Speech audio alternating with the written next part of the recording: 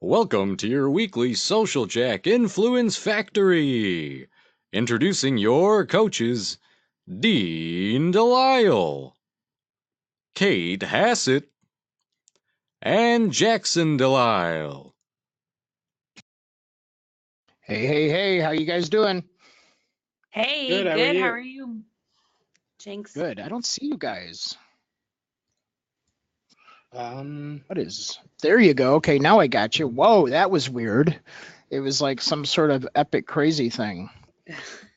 Well, we're back. All right, we're back. So welcome everybody to another episode of the Influence Factory. We're going to get into SEO today, SEO. Kate, what does that stand for? Search engine optimization. Thanks. You're welcome. I know. So if people want to play with you on social media, what is the means by which they play? Well, so of course, we're on every channel, Snapchat, Facebook, LinkedIn, but we'll be live tweeting this via Twitter. Make sure you follow us at Get Social Jack and use the hashtag Influence Factory. Our special guest, Sean Work, is at Sean V Work. So if you have any questions after the show, you can get him right through there. Right on.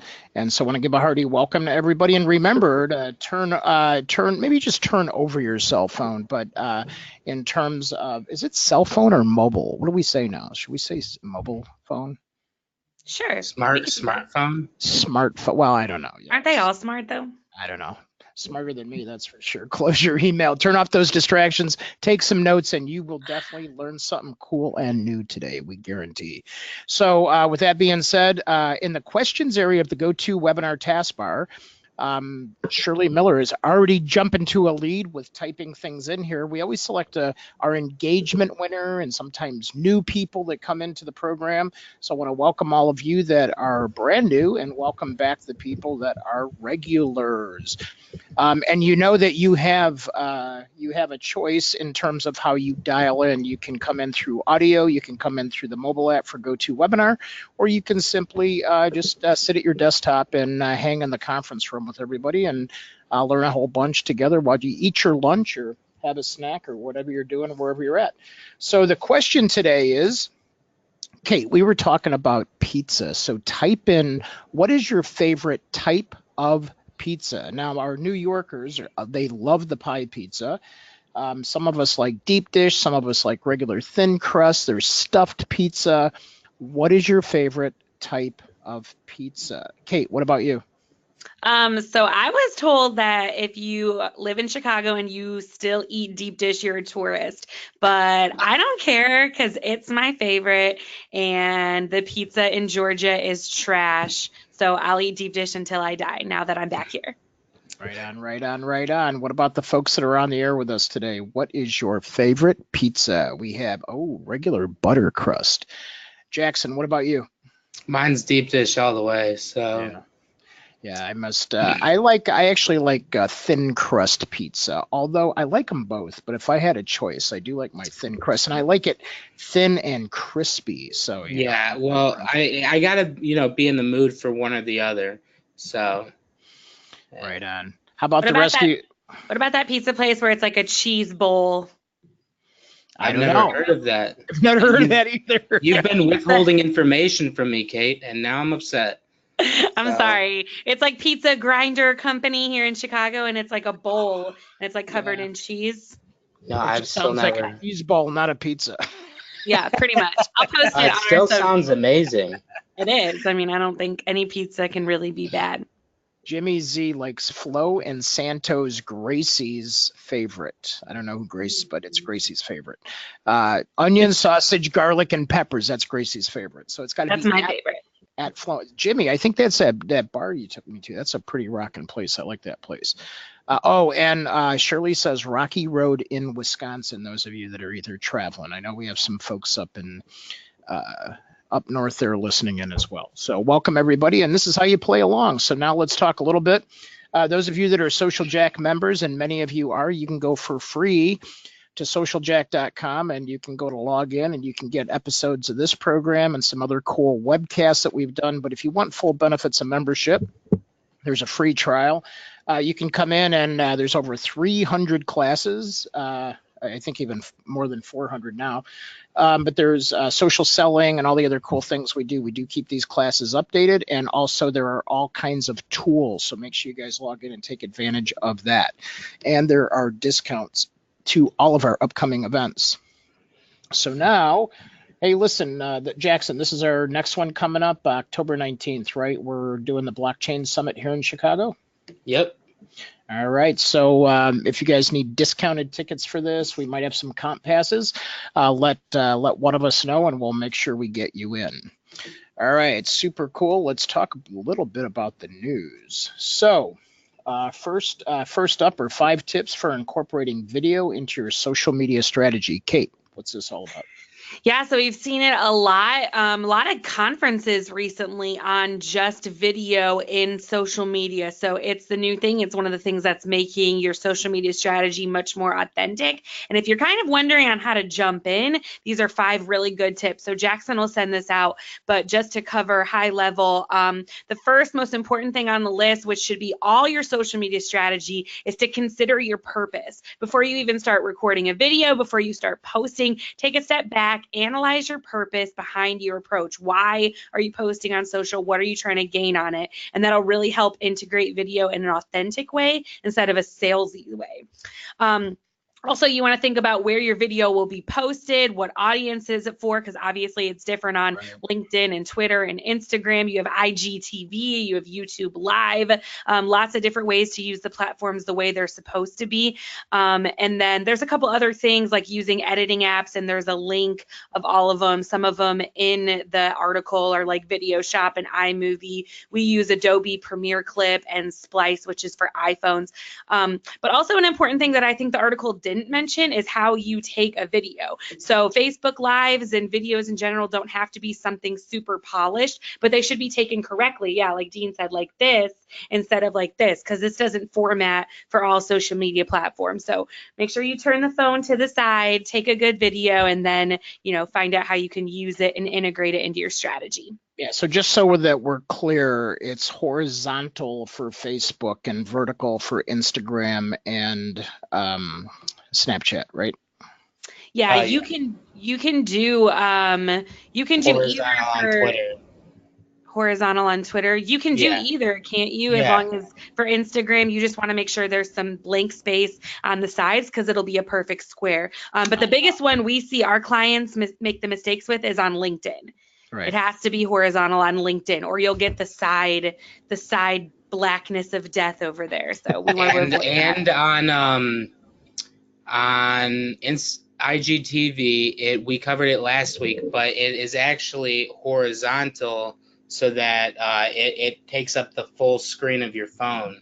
So that's that's the difference between normal Instagram and Instagram TV. That's one of the differences. So. Yeah.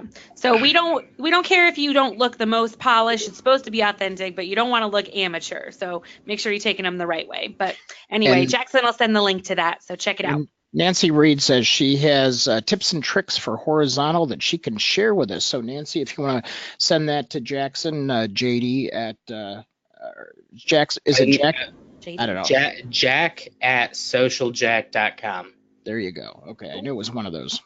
All right, so we will go ahead and pass that around. Thank you very much for Nancy, and we'll put that in the Social Jack Resource Center.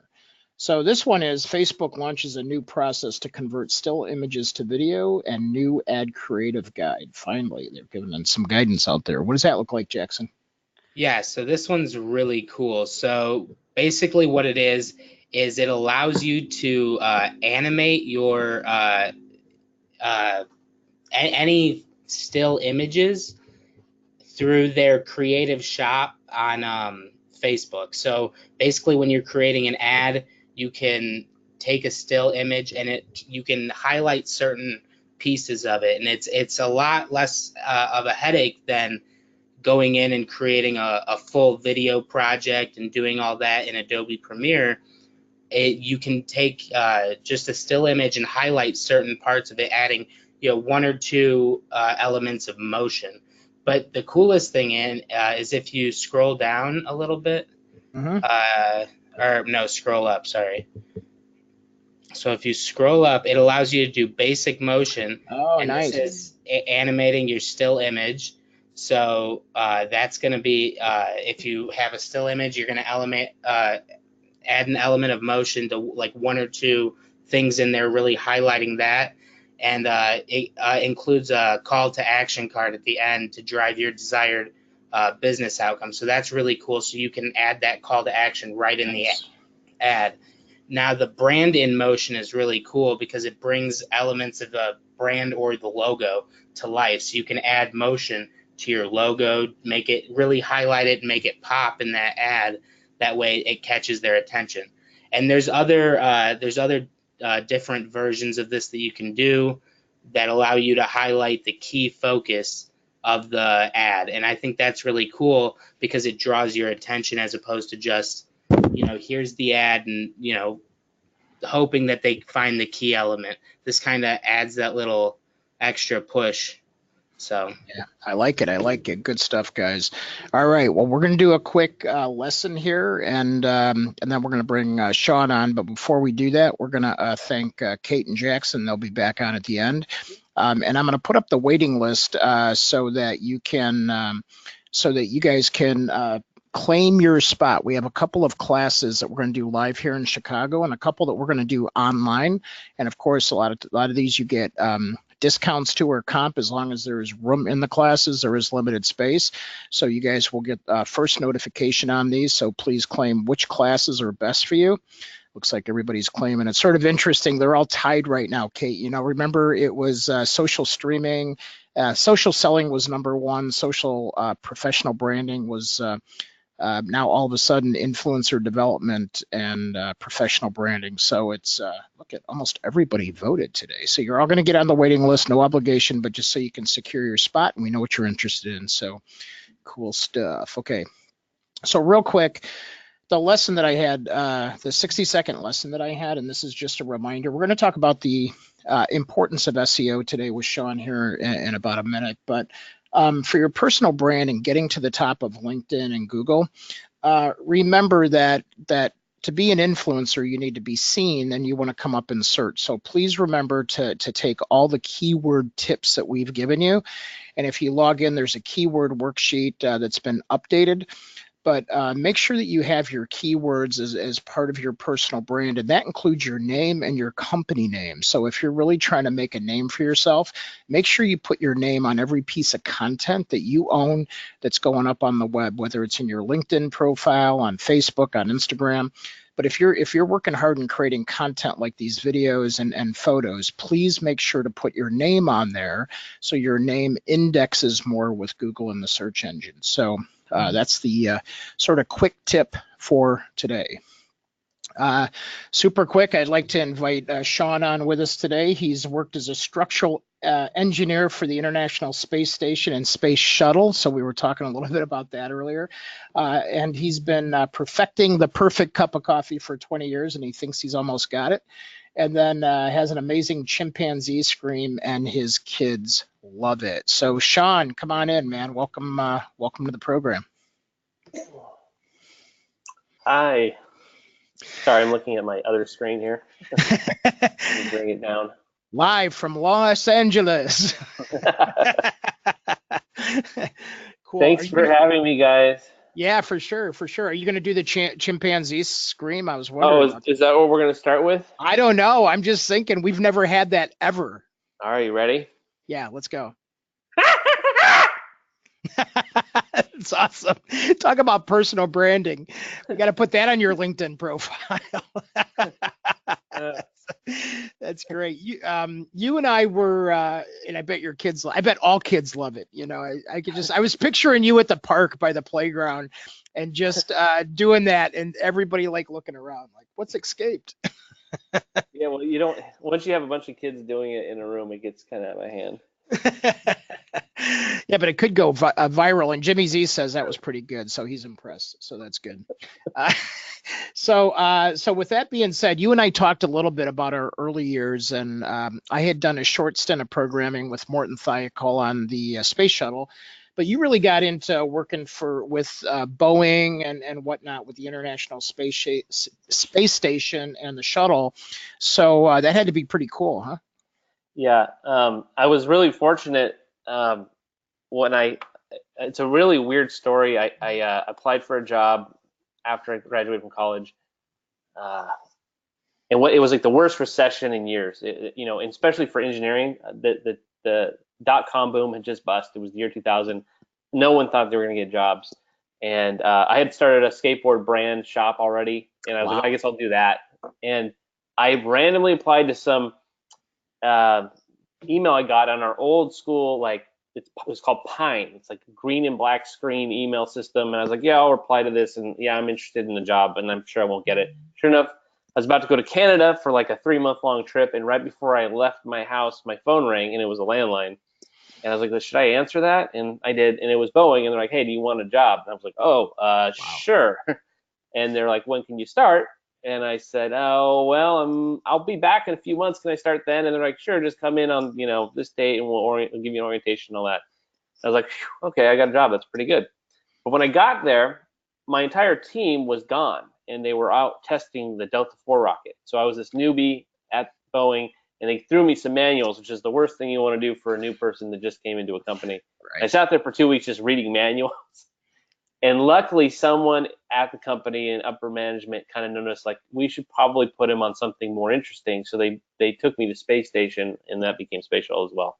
Those Wow. programs kind of mixed. And so I got lucky to kind of get out of the Delta IV rocket and put into something really cool, which is the International Space Station. So Yeah, it's just luck that all that stuff just kind of aligned. And you know what's interesting? So we both came into this at different times, different generations. Did you happen to see that movie Hidden Figures? Yes. What an amazing movie. And Yeah. I was laughing because you mentioned when we were talking earlier, you're like, they just gave me the manual, and you're looking, and I remember at IBM when I had to go through, this, CICS and some of the mainframes, they're like, here's the manual. You're going to have to figure it out because we can't send you to class, and we really need some help on this. And so they'd hand you these manuals that Yep. were literally this thick, and you just stayed up all night and studied the manual, Yeah, so that if anyone's starting a company, make sure if you have new employees coming on board, that you engage with them right away. Don't throw them off to the side and make them figure it out. It's not a good way to build culture. Right, exactly. Kate's like, yeah, Dean. So anyway, that's good. So now, so then you make this transition to SEO. So how did that sort of all happen? You went like almost a skate shop, and then Yeah, it was a very interesting time in my life. I was always running the skate shop because I had already started it, and I got really into e-commerce. I had set up OS Commerce, one of the first free shopping cart systems. Learned a bunch of SEO. I had a brick and mortar shop in town that I went to after work.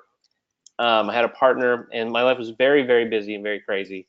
And it was a really interesting time to kind of be like doing internet marketing, internet business, like in the early 2000s. right.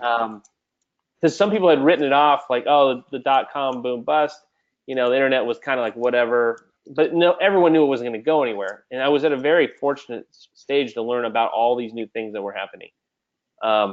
And basically, what happened is I'm a pretty people who know me. I'm a pretty big anti-war activist, and I kind of noticed that Boeing was going down the defense route more and more, and I didn't want to be associated with that. So when the time came where my manager said, space shuttle, space station, they're all winding down. What kind of project do you want to work on? Where do you want to work?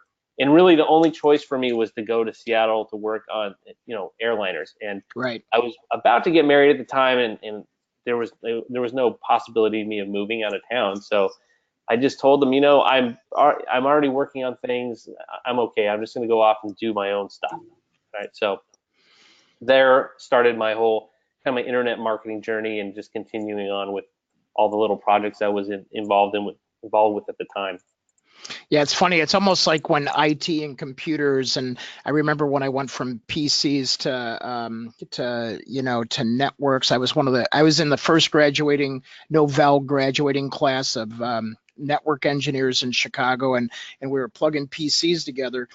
The people that knew how to type basically were the IT managers that went into, that, or they were the ones that knew how to organize inventory or plug something in. And it was funny how you'd go into offices and it's like, who's the IT person? You'd meet them, and they used to be the person that, worked the copy machine, but they Yeah. knew how to.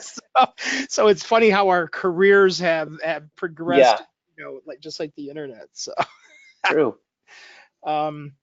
So then, so tell us a little bit about what you do now. So like you help people with, is it basically getting to the top of Google, or? Well, I don't usually frame it that way because no one can promise that. Right. Mostly what we focus on, our core strength is content marketing and really B2B blogging. So a lot of companies don't have anyone on board to write B2B content. So we write content that engages their audience, and we usually do very in-depth articles. And the idea is to make them, an authority in their niche, thought leaders sometimes to actually try to jockey for position for a good search phrase that would, have business value. Right. Then we also do a lot of SEO audits, and a lot of people need SEO help. So we go in there and we'll either, identify the problems and sometimes fix them. Occasionally, we'll actually do web development and build sites because people need help with that. So we're pretty busy. And if we can get through all the basic stuff, like fixing stuff, getting everyone set up, we'll even get into some social media work for them with the content marketing. Yeah, cool. And then that gets into sort of the definition of SEM, or search engine marketing, right? Where the content and social. That one, to me, that tends to go to the PPC world, right? SEM and PPC were always the ones that were intertwined.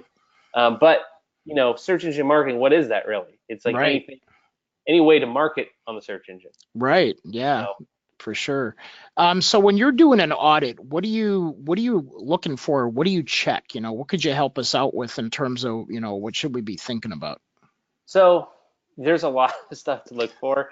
The first thing actually I always look at, it's so basic, is just the homepage title tag. Like, did anyone even think about optimizing that? Because that's going to be one of the most important things that you can do. A lot of companies neglect that. They'll just have home. That will be the title tag. You're like, all right, well, let's tell the search engines what you're about. Yeah. I kind of look at redirects. I see if they're secure. That's a big thing. I make sure they're mobile responsive. And what we really do is we try to architect a site. Like, what do you have the pages that you need to have to attract the searches and queries that are relevant to your business? Let's start there. A lot of basic stuff just needs to be taken care of a lot of times. They're just completely overlooked. Yeah. Yeah, and so you heard me talk a little bit before you came on about, it just still amazes me how inconsistent people are. Like, we'll work with them, like in our workshops and training, about coming up with keywords that make total sense for them to be known by, or how to get found. And that yet just people forget about the simplicity of including their name on their content, their company name on their content, or those keywords, and the lack of consistency. I mean, it's just, and I feel like we've been saying it for 10 years. When you had that intro about putting your name on every piece of content, that's a really good that's good advice. Yeah. It's just, but it just blows me away. Like, so how often do you review? So you have a client, you do an audit, you fix them up. How often do you check back on stuff? I usually check in on the articles that we're writing to make sure those are hitting home. And I was actually going to say one other thing, but I forget it. So yeah, we'll look at analytics to make sure that everything's moving in the right direction. Generally, what we want to see is just somewhat of a trend of going up and to the right. You have a lot of algorithm updates these days. Things shift around a lot, but as long as things are moving up to the right, it doesn't have to be a asymptotic curve. But as long as you're like, okay, we're getting traction, things are happening, people are getting, there's social interaction, right? We see the good signals that mean like, okay, what we're doing is correct. People are coming to find you for the work that we're doing. The next step is obviously converting that traffic into something meaningful, which is a completely different beast, right? But the trick is, are you a gravitational source now? Yeah, I like that term, gravitational source. So we say law of attract. We use that law of attraction when we're attracting people to the human brand. That's right. The same thing And is. there's a really great quote, or just a little tidbit that came out from, I think his name is Jason Fried from Basecamp, and he says that traffic is an audience. It's a really important thing to know. Just because you have traffic coming doesn't mean you're going to have anything meaningful. So a lot of times I want to see not like crazy traffic building, but the right traffic building.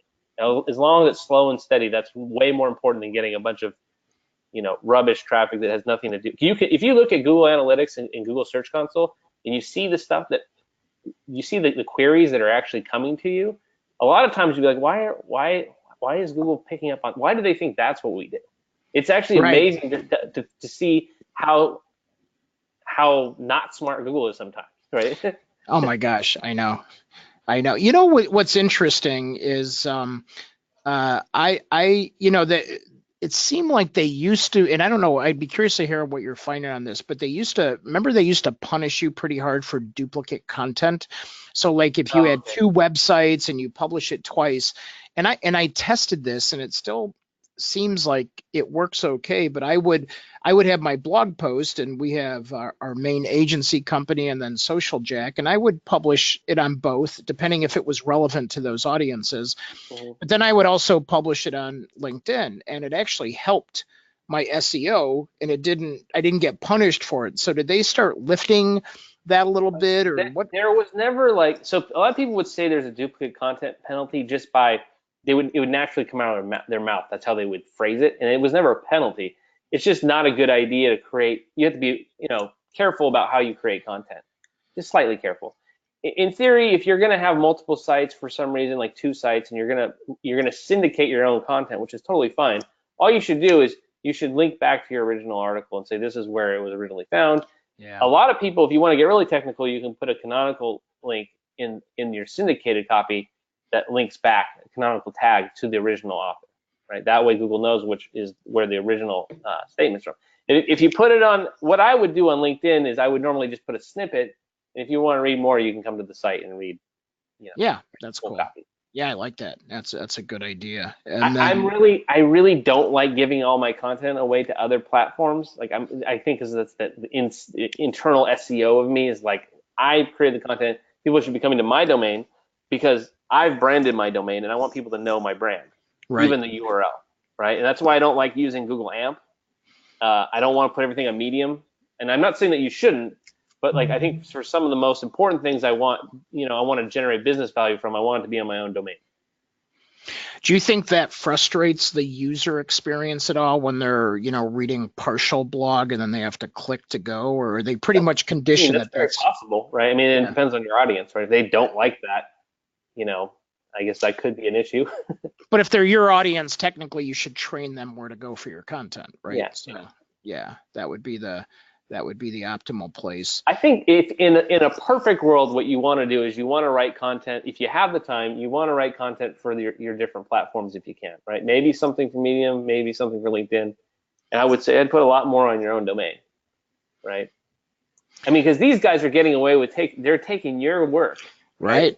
And they're making money off your content and all your hard-earned sweat, and they're saying, well, look at all this engagement you're getting, and look at all this, likes you're getting, but you got to think about what's really important for you at the end of the day. Yeah, for sure. We had a couple of articles today that talk about video, and video is still super hot. What's your position on the balance of content? So as you're creating blogs for people and things like that, what is your art and science behind that whole balance? I mean, video is amazing, and I think people should do as much video content as possible. It's just a lot harder to do for a lot of people. I mean, right. I saw your podcast server, and I was like, do I need one of those? And that's just for podcasting. So, I mean, you can whip out your phone and do video. I prefer to try to set up, a little studio, but it's a lot of work. Video editing is very time consuming. But if you can, I mean, for a lot of things, it's just the way you have to go. If you're going to do B2C stuff, you really should get on video. I think business professionals, they still like reading content, and that seems like the professional way to put things out still. And obviously you're going to get search engine traffic from written content. So, do what you can. Right. So then you recommend that if we are writing a blog to still insert a video in there, If you right? can, of course, yeah. And So a lot of people talk about cutting up your content into different formats, right. and really think about a strategy where you're not just going to put out an article, but you're going to put out this campaign, and it's going to be written, it's going to have video, it might even have infographic assets inside of it, and that way you have a lot of ammunition to work with across all kinds of channels for all kinds of people and all kinds of audiences, and that's one of the smartest ways to create content. A lot of work though. Yeah, that is, yeah, and you have to have either the team, the staff, or the due diligence to do some of that, So with that, do you recommend then, where should the video live? Because there's this whole battle, especially in social media, that that you have you want to get the pre-roll and the preview video going, and maybe even some closed caption going on in there, and that's based on platform sometimes.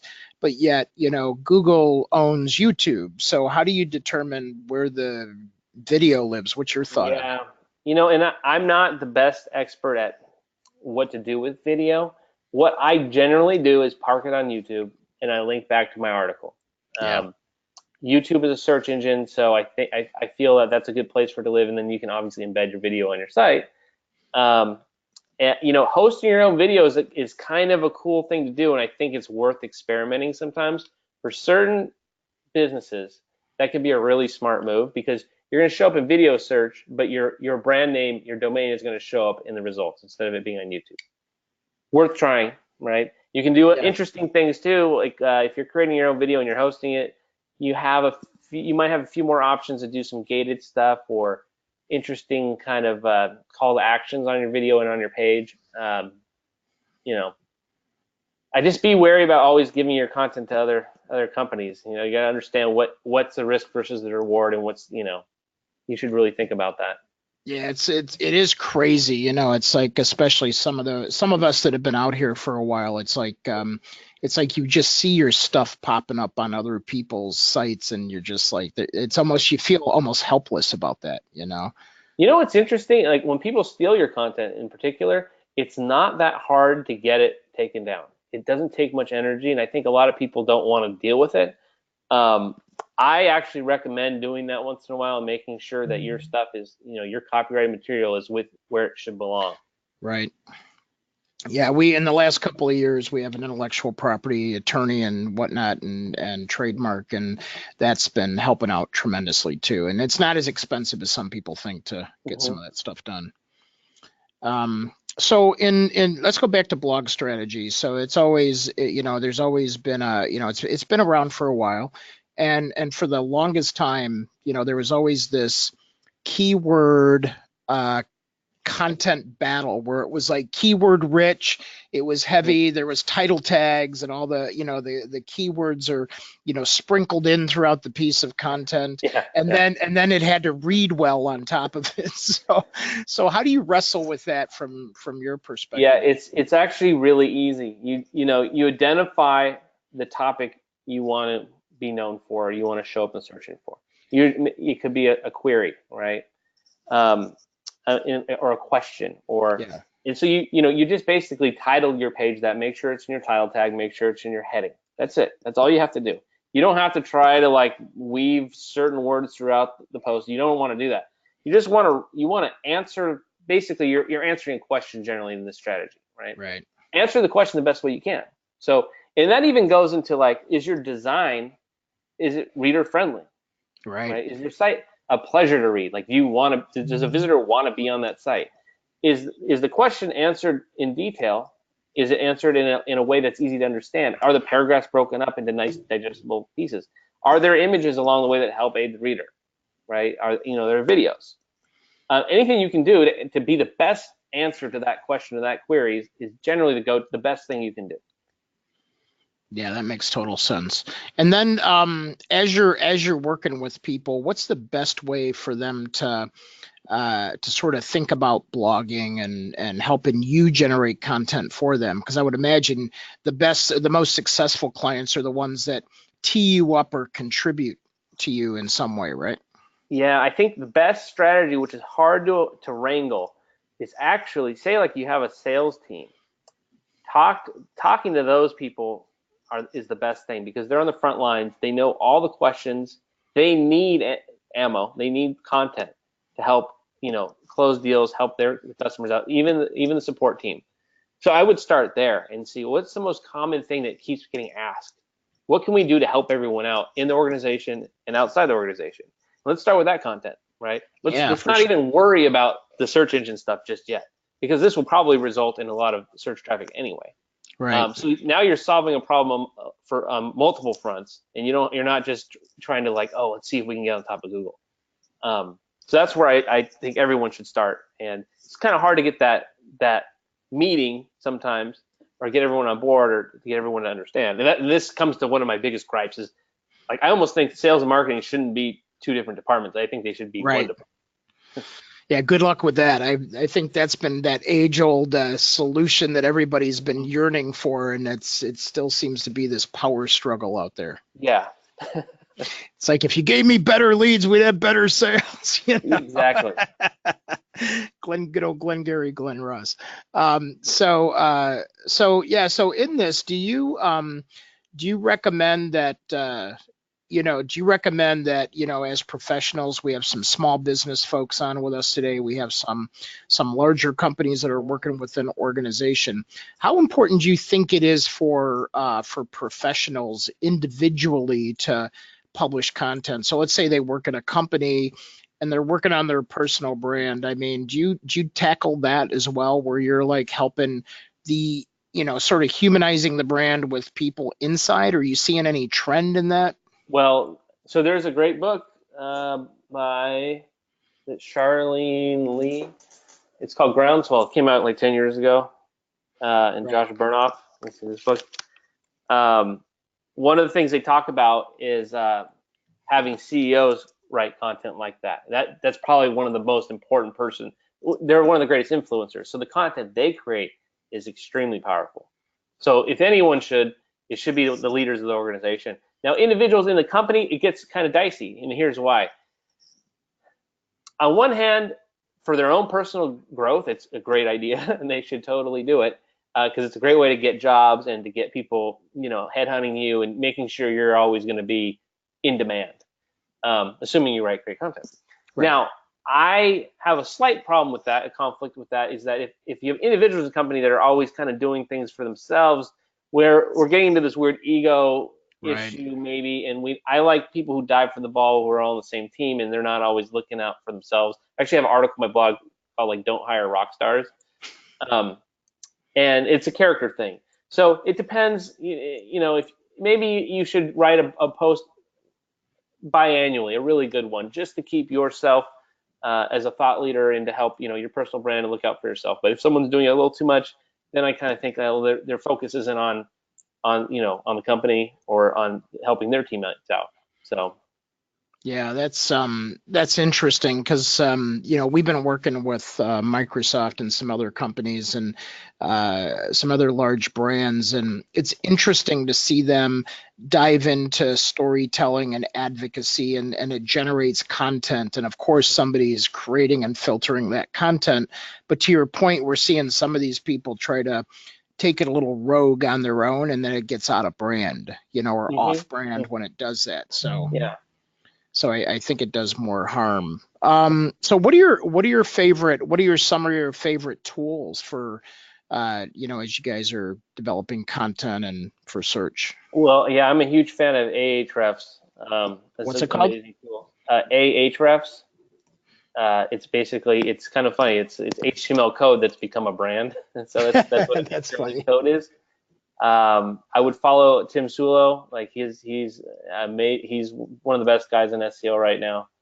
Yeah. So and then we used to use things like the AdWords keyword tool, and that just doesn't really have much for you anymore. But it's interesting to kind of see what's relatively important. And then I just keep using my eyes in source code and just kind of grooming and pruning and looking through source code to see what's really going on. And then definitely like tools like GTmetrix and Pingdom are great. One thing a lot of people don't realize, which is really important if you're running an online business, is your site speed. And I really hammer this home with my clients. A lot of sites aren't put together thoughtfully, and there's a lot of calls and there's a lot of requests. There's a lot of weird things hanging up on the server side that slow down the experience. And it's worth taking a week to go through and cleaning up your site so that it loads like under 3 seconds. There'll be all kinds of weird stuff people do. They'll have video running in the background and just like things that just take up way too many resources. And that will generally it'll improve your conversion. So if you're doing e-commerce or anything that has a transaction, even sign up conversions, this is what Amazon focuses on. So you should probably be focusing on it. Yeah. And then I go into image optimization is a big thing because images are great for SEO. And they're also one of the things that will slow down a site more than anything, especially blog posts. So you know how to optimize images so that they're a small file size and they download quickly, but they still look good. There's a little art to that. And if people spend time on that, they'll make amazing improvements. So yeah, that's interesting. I mean, so you're a big proponent of making sure that you're also right sizing your graphics too, or your images, right? So that, for each platform, et cetera, so that they're fully optimized. Yeah. Yeah. So where do you, so like for you, what's your favorite image library and that sort of thing? Because if you're blogging, I'm sure you have resources.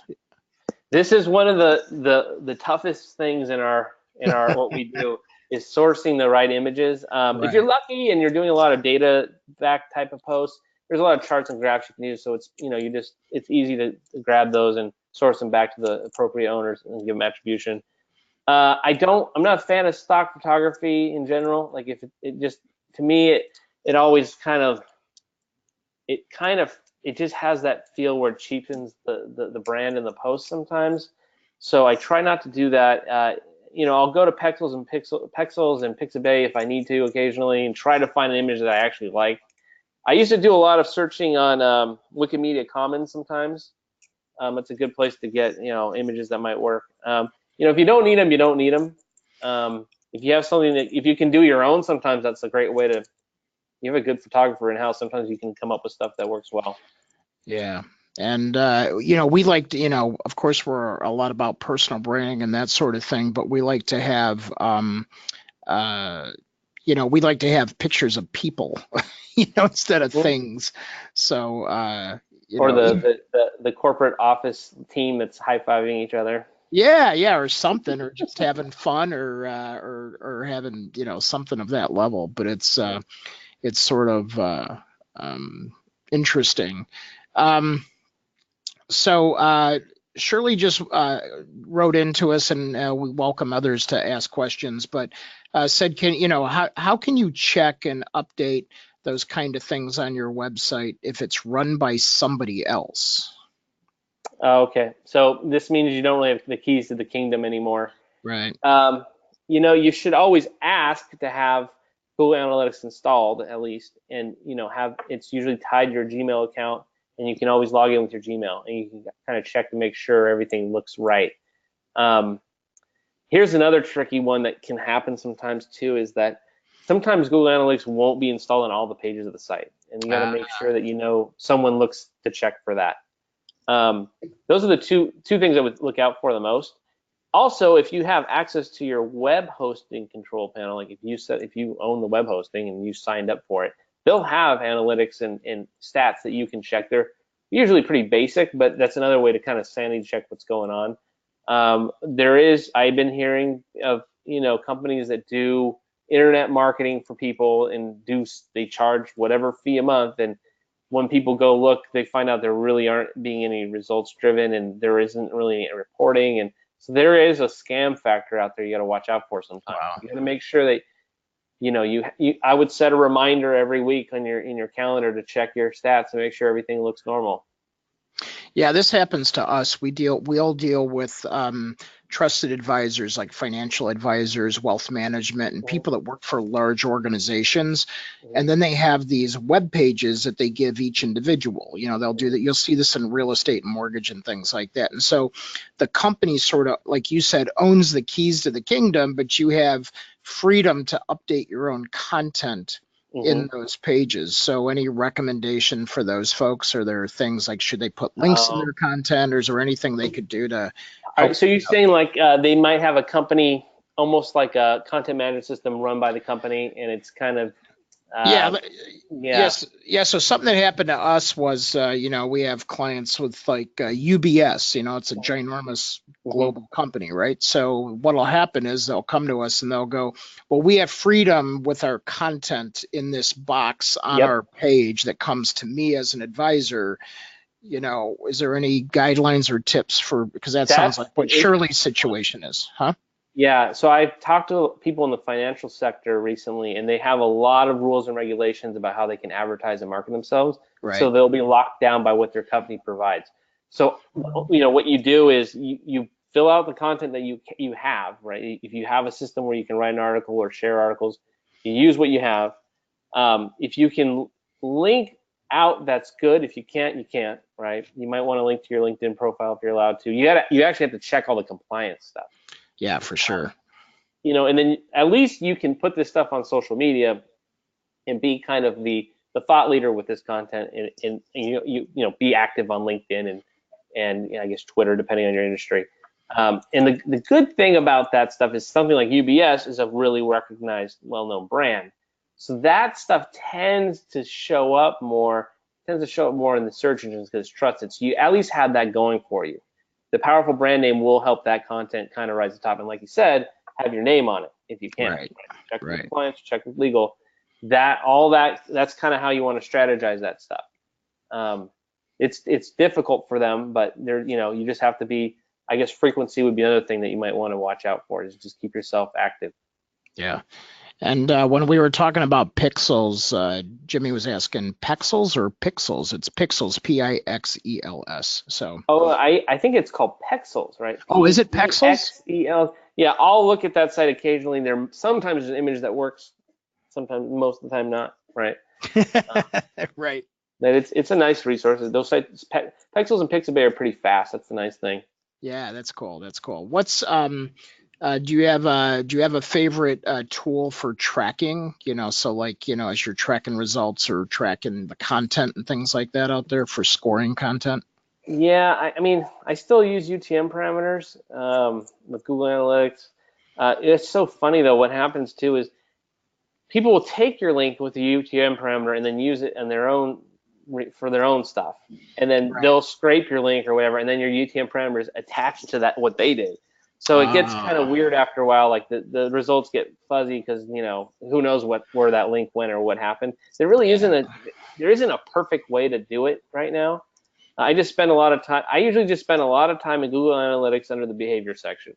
That's where I can't wait for the day when the Google tracking length of the thing is like, because whenever we go to create those and I get them and I look at them, I'm like, it's like 400 characters, and then you got to shorten it so it looks, if it's visible, you got to shorten it or rename it. And I'm like, why hasn't that been perfected by now? That's just the way it is. I mean, it's just something that might not get perfected for a while. Also, I tend not to shorten links or use link shorteners, and this is a weird SEO superstition where I feel that if the link gets picked up and spread through the internet, I'd rather have my branded URL spread, first of all. I'm really big about brand. Also, there's a chance that my link will get a little more credit instead of having to go through an intermediary. And so I try not to use the link shorteners at all costs. Yeah. Sometimes you have no choice. Like I think Twitter automatically does it. So. LinkedIn too, yeah. So what's happening is and then you have that visual effect of you want people to click on it, but it uses up 1,000 characters. Yeah, people don't always trust link shorteners too. They think because those show up in spam emails. So like I don't know where I'm going. Why do I want to click on this? Right. Yeah, that's a good call. So you can't see the pathway of it. Yeah. So the trust is minimized. So as we come to a close, we have you mentioned Tim Sulo. You said is one of your sort of is that And I believe that's his last name, and I apologize if I'm not saying that right. No, our team will look him up and send that Yeah, information out. Good. he's a great guy. If you ever want to interview a great SEO and content marketer, those guys are on the cutting edge. So I highly recommend him. Yeah, and then any other marketers that you subscribe to, follow, track, that you sort of use as a resource? Yeah, I mean, so Neil Patel, obviously, I worked with him for years. Seth Godin, like his I did info see you post Seth. Yeah, I did see that. I mean, honestly, that's one of the only things I subscribe to because I can't stand my inbox being full of stuff. But there's so much value in what he usually writes that it's almost like a daily meditation to read his thought and kind of get yourself in the right mindset. Tim Ferriss is great, even though he's just more entrepreneurial. Those are like the main characters. Oh, Rand Fishkin, he's amazing. Got it. All right. Yeah. Cool. So that's good. Yeah. So what, we always like to, hear who other people are looking to or using, because obviously those are good resources for the rest of us. Yeah. Larry Kim is good if I can keep up with him. What does that mean?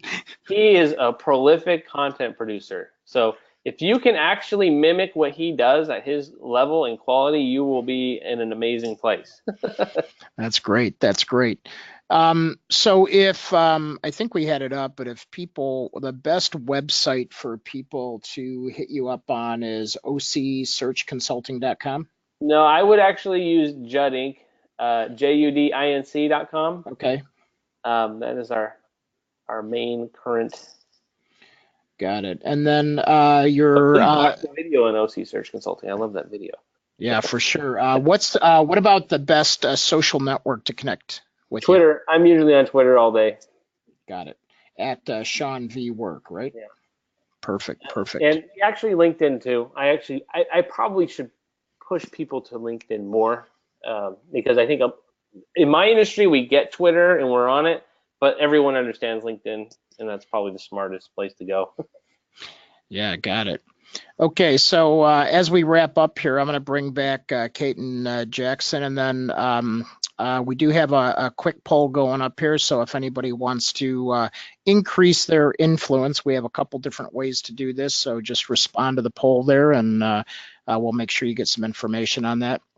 So with that being said, next week, it looks like I'm on location at a bank. We rarely do this. Usually we're from a conference or something like that, but we have to do a training that the only day they can do it is Wednesday before our show. So we're going to have Frank Montreux, and this is interesting, Sean. We have a client of ours who has been named 2 years in a row as the top real estate, not only top real estate producer, but #1 on social media in Chicago, which, Chicago's a big city like LA. And so this guy is an uncontrollable rock star. So, there's things that we help him do. And then, Kate wrangles all kinds of stuff in, off of their team. And then there's stuff that he just goes on his own and does. So he's like the perfect client almost, where he has his... Yeah, you see, that's the other thing. If you're good at the PR part, that helps everything. It boosts SEO, boosts everything. So look for clients that have that down. Yeah, how about that, right? And you just want to help them take it to that next level. Yep. So, Kate, what did you get out of today's session? So we want to hear from everybody as well. Just type in what you learned and what you're taking away today. But what did you get out of this, Kate? My favorite thing was when he was talking about splitting up the blog into different, aspects of content marketing. And that's something we've heard before, but I like how he kind of talked about doing a video, doing an infographic, doing quotes, doing different things. So I like that. I think that that's an important thing that not everybody has mastered that we need to keep working towards. Yeah, for sure. Shirley likes the part about images and things like that. And then some of the other folks in here chiming in about just the frequency, things like that. So, Jackson, what about you? What'd you get?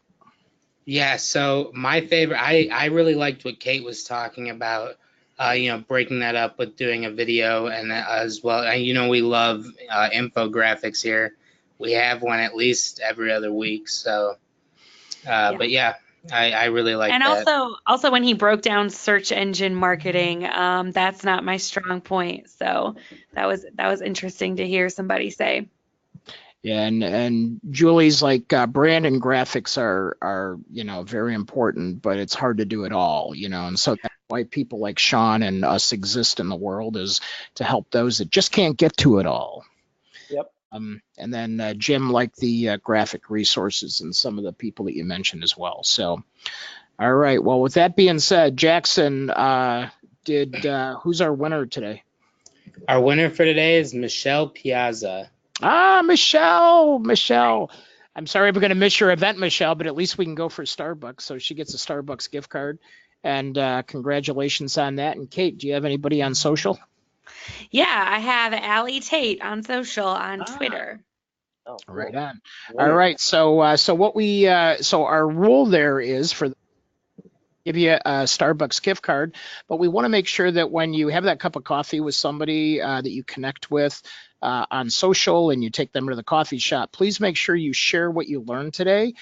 Make sure you let them know about Sean and about the things and the people that you heard about today, just so that we can sort of take this and help other people get better, just like we're committed to helping you get better. So with that being said, Sean, we really appreciate you. Thank you so much for being part of the program and sharing your knowledge with us. And when I get out to LA, now I have another person to look up, so that's exciting. Yeah, we can go to Portillo's. Yeah, right. Yeah, thank you for having me.